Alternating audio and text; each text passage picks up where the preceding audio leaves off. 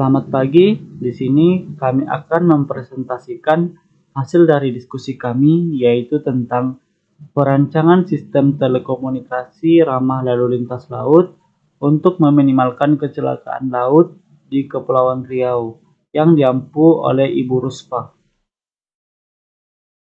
Di sini kami beranggotakan 3 orang. Yang pertama itu ada Waude Melati dengan NIM 2201010017. Yang kedua ada Vijay Siregar dengan NIM 2201010026. Dan yang ketiga ada Lasma Ria Boruna Baban dengan NIM 2201010064. Masuk ke pendahuluan ada tiga topik utama. Yang pertama itu ada latar belakang, yang kedua ada rumusan masalah, dan yang ketiga tujuan. Masuk ke latar belakang, Kepulauan Riau dengan jumlah pulau yang banyak dan lalu lintas laut yang padat seringkali mengalami kecelakaan laut yang mengakibatkan kerugian harta dan korban jiwa. Minimnya informasi cuaca dan kurangnya sarana komunikasi antar kapal menjadi faktor utama penyebab kecelakaan ini. Untuk itu diperlukan sebuah sistem telekomunikasi yang dapat memberikan informasi cuaca terkini, memfasilitasi komunikasi antar kapal, dan mendukung evakuasi korban kecelakaan dengan cepat dan efisien. Kepulauan Riau terletak di antara Singapura dan Semenanjung Malaysia dengan lebih dari 3.000 pulau yang tersebar di sekitar Selat Singapura dan Selat Melaka.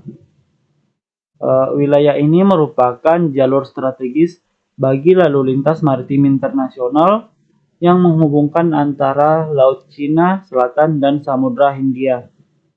Kepadatan lalu lintas kapal-kapal niaga dan pelayaran penumpang serta aktivitas industri perikanan membuatnya menjadi salah satu wilayah dengan tingkat kepadatan lalu lintas laut tertinggi di Indonesia. Berikutnya ada rumusan masalah. Dalam makalah ini, fokus utama adalah mengatasi tingginya angka kecelakaan laut di Kepulauan Riau dengan merancang sebuah sistem telekomunikasi yang komprehensif. Masalah yang perlu dipecahkan meliputi yaitu bagaimana menyediakan informasi cuaca maritim secara real time kepada kapal-kapal untuk meningkatkan keselamatan navigasi. Yang kedua, bagaimana mengembangkan sarana komunikasi antar kapal yang efektif guna menghindari risiko tabrakan dan meningkatkan koordinasi dalam situasi darurat. Yang ketiga, bagaimana membangun infrastruktur telekomunikasi yang memadai untuk mempercepat respon evakuasi dan pencarian korban kecelakaan laut.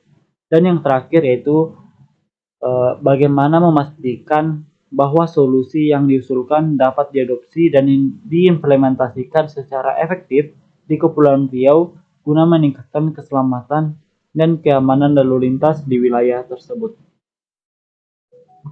Berikutnya ada tujuan. Tujuan dari perancangan ini adalah untuk mengembangkan sebuah sistem telekomunikasi yang dirancang khusus untuk mengurangi angka kecelakaan di Laut Kepulauan Riau. Fokus utama adalah merancang solusi yang mencakup teknologi informasi cuaca terkini, sarana komunikasi antar kapal yang efektif, dan dukungan evakuasi yang cepat dan efisien. Melalui implementasi sistem ini, diharapkan dapat meningkatkan keselamatan navigasi laut dengan menyediakan informasi yang akurat dan tepat waktu kepada kapten kapal, memperkuat koordinasi antar kapal untuk menghindari tabrakan, serta memfasilitasi respon cepat dalam operasi evakuasi dan pencarian korban kecelakaan.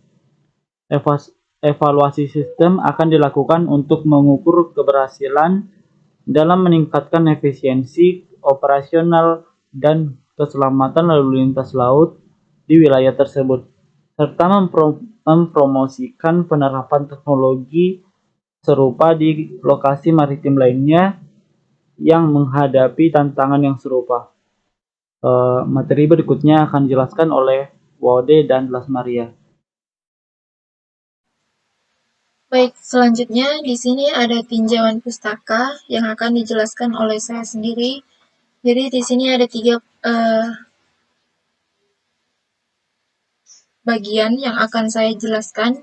Yang pertama itu ada teknologi informasi cuaca maritim, kemudian yang kedua sistem komunikasi antar kapal, dan yang ketiga itu dukungan evakuasi dan SAR atau Search and Rescue.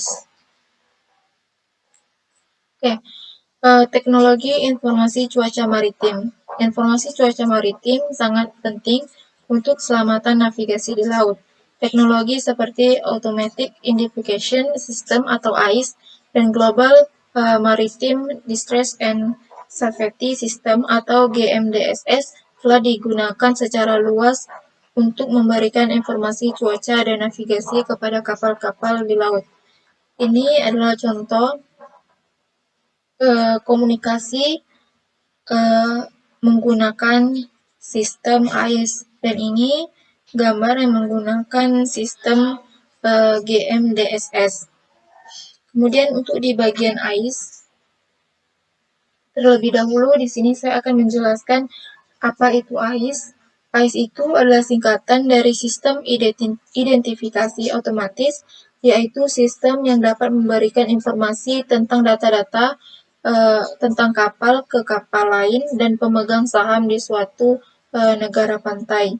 Kemudian untuk prinsip kerja AIS itu, AIS bekerja dengan menggunakan frekuensi sangat tinggi, varying frekuensi VHV, yaitu antara 156 sampai 162 MHz. Sistem yang ada beroperasi Thales Manager ADA2 beroperasi, yaitu AIS kelas A dan AIS kelas B. Kemudian dari gambar sistem komunikasi AIS ini, di situ ada deskripsinya. Kemudian AIS terbagi menjadi dua, yaitu AIS kelas A dan AIS kelas B. Yang pertama itu deskripsinya itu skema akses komunikasi. AIS kelas A itu SOSDMA atau akses beberapa divisi waktu yang diatur sendiri. Kemudian untuk AIS kelas B itu CSTDMA, Carrier Sensi Time, Division Multiplaces. Kemudian untuk daya pancarnya itu AIS kelas A itu 12,5 watt. Kemudian untuk AIS kelas B-nya itu 2 watt. Kemudian menyampaikan laporan itu AIS kelas A itu 10 detik dan AIS kelas B itu 30 detik. Kemudian mengirimkan nomor IMO. Kelas A itu harus, sedangkan kelas B tidak. Kemudian untuk mengirimkan ITA atau tujuan kapal, AIS kelas A itu harus dan AIS kelas B itu tidak. Kemudian untuk mengirimkan status navigasi itu AIS kelas A iya dan AIS kelas B tidak. Kemudian untuk pesan tertulis, AIS kelas A itu dapat mengirim dan menerima 2 arah, sedangkan AIS kelas B itu hanya menerima 1 arah. Kemudian untuk pesan-pesan biner, AIS kelas A itu dapat mengirim dan menerima 2 arah, sedangkan AIS kelas B itu hanya menerima 1 arah. Kemudian untuk informasi tingkat giliran kapal, itu AIS kelas A harus mengirimkan informasi, sedangkan AIS kelas B itu tidak harus.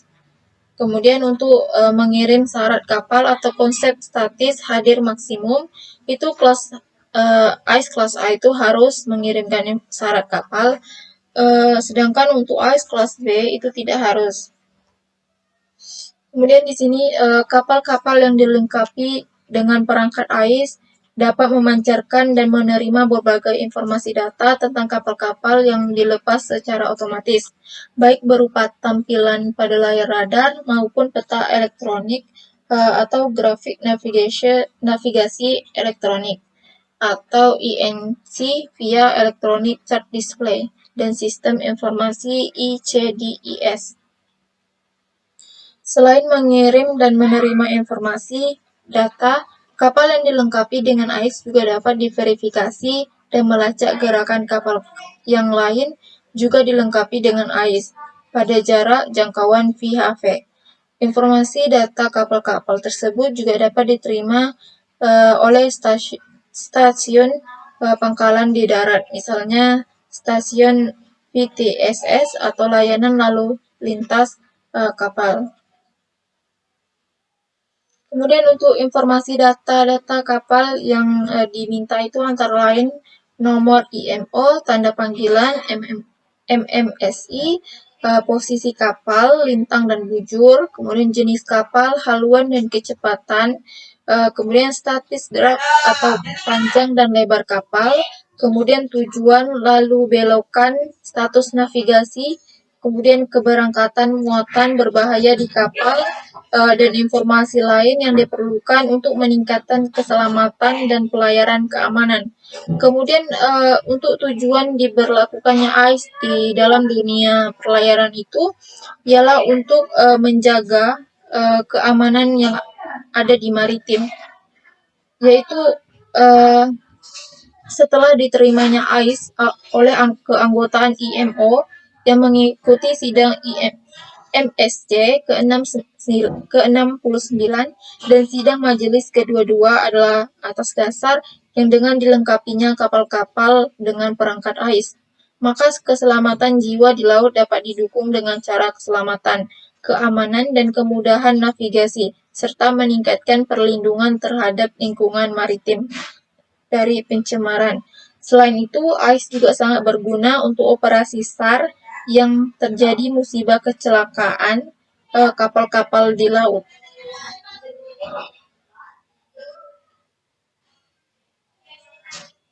Kemudian yang kedua itu ada sistem komunikasi antar kapal. Komunikasi antar kapal itu sangat penting untuk menghindari tabrakan dan koordinasi dalam kondisi darurat. Teknologi radio VHF, varying frequency, sering digunakan untuk komunikasi antar kapal laut. Ini adalah gambar dari komunikasi menggunakan teknologi radio.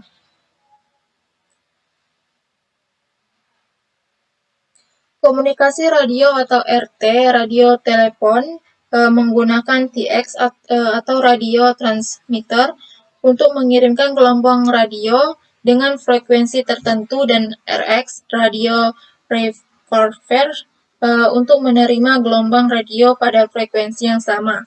Gelombang radio terdiri dari energi elektromagnetik dalam pita frekuensi tertentu dalam spektrum frekuensi radio. Frekuensi gelombang berarti jumlah kemunculan gelombang per detik. Sebagai contoh, VHF RT laut bekerja di bagian VHF dari spektrum frekuensi radio laut yang membentang antara 156 MHz sampai 174 MHz. Kemudian untuk panjang gelombang frekuensi dalam spektrum frekuensi radio diperoleh dengan hubungan yaitu panjang gelombang M sama dengan kecepatan gelombang elektromagnetik dalam ruang hampa 300 kali 10 pangkat 6 ms atau frekuensi Hertz sama dengan 1 S. Kemudian untuk panjang gelombang frekuensi dalam pita VHF sekitar 2. Secara praktik, hal ini berarti bahwa panjang antena VHF itu di pole antena untuk radio VHF tidak perlu lebih panjang dari antara setengah panjang ini, sekitar 1 mili, yang membuat komunikasi radio VHF cocok untuk semua kapal, dari kapal penumpang besar hingga yang terkecil seperti perahu nelayan atau yacht.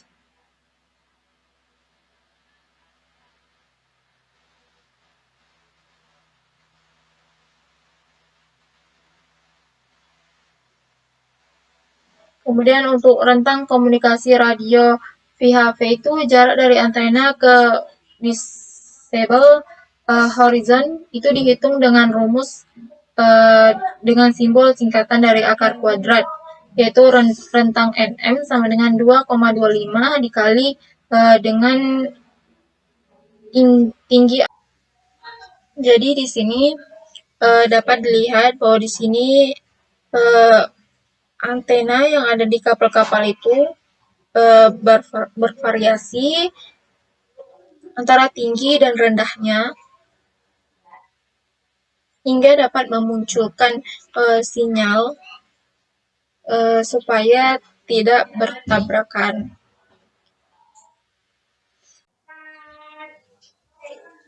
Selanjutnya di sini ada dukungan evakuasi dan SAR, Search and Rescue. Sistem telekomunikasi yang efektif sangat penting untuk operasi evakuasi dan pencarian korban. Teknologi seperti emergency position indicating radio beacon atau EPIRB dan personal locator beacon PLB dapat membantu dalam operasi pencarian dan penyelamatan. Ini adalah gambar dari sistem yang menggunakan IPIRB dan PLB. Seperti yang kita ketahui, Kospas dan Sarsat memungkinkan pasukan penyelamatan global jika sinyal darurat diterima. Tetapi akses ke beberapa wilayah laut yang jauh bisa jadi lambat. Selain itu, sinyal mara bahaya yang dikirim pada frekuensi 406 MHz dapat diterima oleh satelit dalam 10 hingga 40 menit setelah aktivasi SWAT. Kemudian sinyal yang diterima diteruskan oleh satelit ke pusat penyelamatan yang mengatur operasi pencarian dan penyelamatan dan juga menginformasikan kapal-kapal di dekatnya. Dengan cara ini penyelamatan mungkin berjalan terlalu lambat. Kemudian dengan adanya saluran AIS atau IPIRB memancarkan sinyal SOS yang akan diterima langsung oleh semua kapal terdekat yang dilengkapi dengan AIS, sistem identifikasi otomatis, radius area yang tercakup sekitar 4 mil.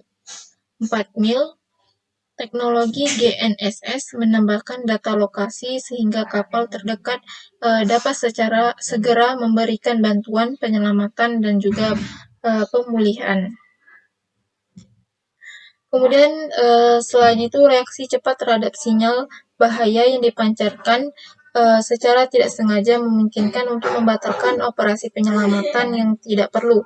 Ada banyak sinyal darurat yang palsu dan tim pencarian dan penyelamatan baru yang menyadarinya saat tiba di tempat yang tidak ada bahaya.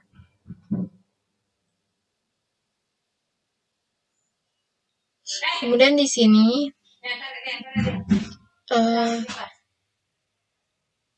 jika ada bahaya, sinyal dari IPIRB ini akan mengirimkan sinyal dan terbaca oleh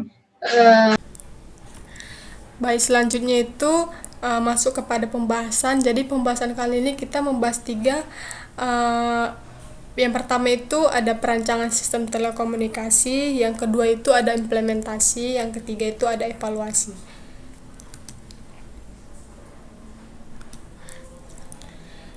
Masuk kepada pembahasan pertama, yaitu perancangan sistem telekomunikasi. Perancangan sistem telekomunikasi ini terbagi menjadi 3. Yang pertama itu ada komponen sistem. Komponen sistem ini juga terbagi menjadi 4. Yang pertama itu sensor cuaca dan gelombang laut. Ini digunakan untuk sensor cuaca dan gelombang laut yang terhubung ke jaringan satelit untuk memberikan informasi cuaca real time kepada kapal. Yang kedua itu ada komunikasi antar kapal menggunakan teknologi AIS dan radio VHF untuk memfasilitasi komunikasi antar kapal dan mengetahui posisi kapal lain. Yang ketiga itu ada pusat kontrol dan mentoring. Ini untuk pusat kontrol yang dilengkapi dengan teknologi informasi dan komunikasi untuk memantau kondisi cuaca, lalu lintas kapal, dan koordinasi evaluasi. Lalu yang keempat itu ada dukungan evaluasi dan SAR, integrasi teknologi EPIRB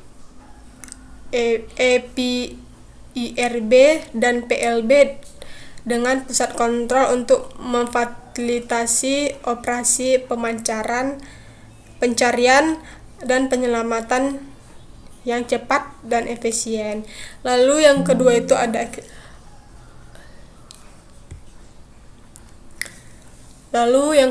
ada arsitektur sistem. Arsitektur sistem ini terbagi menjadi 3, yaitu yang pertama itu jaringan satelit. Menggunakan jaringan satelit ini untuk menghubungkan sensor cuaca, kapal, dan pusat kontrol. Yang kedua itu server dan di database. Ini untuk menyimpan dan mengolah data cuaca, posisi kapal, dan informasi evakuasi. Yang ketiga itu ada aplikasi mobile dan desktop. Ini untuk kapten kapal dan operator pusat kontrol untuk mengakses informasi cuaca, komunikasi antar kapal, dan koordinasi evakuasi. Lalu yang ketiga itu ada prosedur operasional. Ini prosedur operasional ini terbagi menjadi 3. Yang pertama itu ada pemantauan cuaca. Pemantauan cuaca ini untuk mengirim data real time ke pusat kontrol melalui jaringan satelit. Yang kedua itu ada komunikasi antar kapal. Ini untuk kapten kapal menggunakan AIS dan radio VHF untuk berkomunikasi dan menghindari tabrakan. Yang ketiga itu ada evaluasi dan SAR dalam kondisi darurat. Kapten kapal menggunakan EPIRB dan PLB untuk mengirim sinyal darurat ke pusat kontrol yang kemudian mengkoordinasikan operasi pencarian dan penyelamatan. Selanjutnya itu ada implementasi. Implementasi ini memerlukan kerjasama antara pemerintah, operator kapal, dan penyedia teknologi. Langkah pertama adalah pemasangan sensor cuaca dan gelombang laut, diikuti oleh instalasi AIS dan radio VHF di kapal-kapal, dan pembentukan pusat kontrol yang dilengkapi dengan teknologi informasi dan komunikasi terbaru. Selanjutnya itu yang terakhir ada evaluasi. Evaluasi ini dilakukan melalui simulasi kondisi cuaca buruk dan operasi pencarian dan penyelamatan. Kinerja sistem diukur berdasarkan kecepatan respons, akurasi informasi, dan efektivitas komunikasi antar kapal. Selanjutnya itu akan dijelaskan oleh Melati. Oke, di sini yang terakhir yaitu kesimpulan. Jadi kecelakaan laut di Kepulauan Riau itu dapat diminimalkan dengan adanya sistem telekomunikasi yang mencakup informasi cuaca, komunikasi antar kapal, dan juga dukungan evakuasi. Rancangan sistem ini diharapkan dapat diadopsi untuk meningkatkan keselamatan lalu lintas laut di Kepulauan Riau dan wilayah lainnya. Kemudian untuk sarannya itu studi lebih lanjut tentang kecelakaan laut dan penyebabnya. Lakukan studi mendalam tentang faktor-faktor penyebab kecelakaan laut di Kepulauan Riau, termasuk analisis statistik terkait insiden, kondisi cuaca, dan kegagalan komunikasi. Kemudian pengembangan model prediktif dan analisis big data, menggunakan teknik analisis big data untuk mengembangkan model prediktif yang dapat memprediksi potensi kecelakaan laut berdasarkan faktor-faktor seperti cuaca, pola lalu lintas, dan kondisi navigasi.